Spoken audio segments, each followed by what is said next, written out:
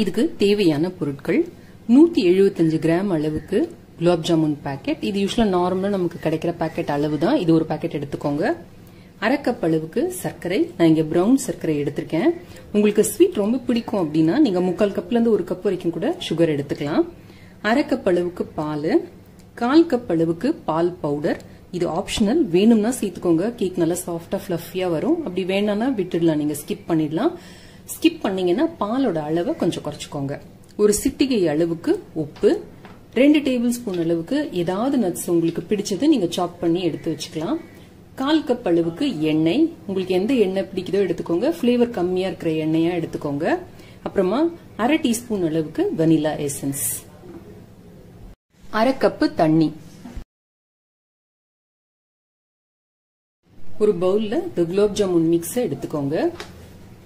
1/4 cup அளவுக்கு பால் powder, அரை cup அளவுக்கு சர்க்கரை, ஒரு சிட்டிகை அளவுக்கு உப்பு. முதல்ல இது எல்லாத்தையும் நல்லா மிக்ஸ் பண்ணிக்கலாம். இந்த மிக்ஸ்ல கட்டி கட்டியா இருக்கிற மாதிரி இருந்ததுன்னா ஒரு தடவை சலிச்சு எடுத்துக்கோங்க. இப்ப இது கூட பாதி நட்ஸ் கலந்துக்கிறேன். பாதி நட்ஸ் நம்ம மேல அழகுக்காக தூவிக்கலாம். இப்ப இதுல 1/4 கப் அளவுக்கு எண்ணெய் சேர்த்துக்கலாம். அரை டீஸ்பூன் அளவுக்கு வனிலா எக்ஸ்ட்ராக்ட். இப்போ இதுல இந்த அரை கப் பாலை கொஞ்சம் கொஞ்சமா சேர்த்து கலந்துக்கலாம். அரை கப் பால், அரை கப் தண்ணி சேர்த்து இப்போ மிக்ஸ் பண்ணிருக்கேன் பாருங்க.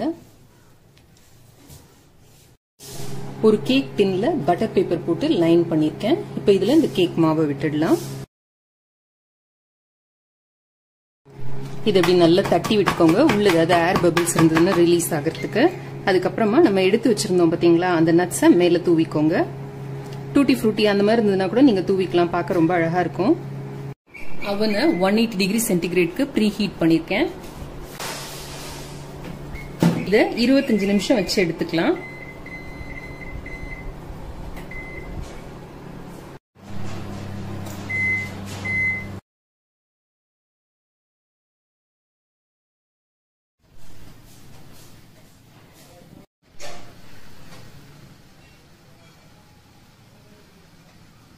இப்ப இந்த கேக் எடுத்து சூடு குறையறதுக்காக இந்த வலத்தட்டுல வச்சிடலாம்.